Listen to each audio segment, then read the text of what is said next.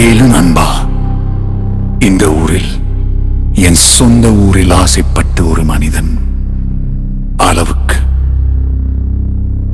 அதிகமாக ஆசைப்பட்டு சொத்தை கூட்டி பணமும் கூட்டி கூட்டி வைத்து கூட்டி வைத்து மன்னனாக இங்கு வாழ்ந்தான்.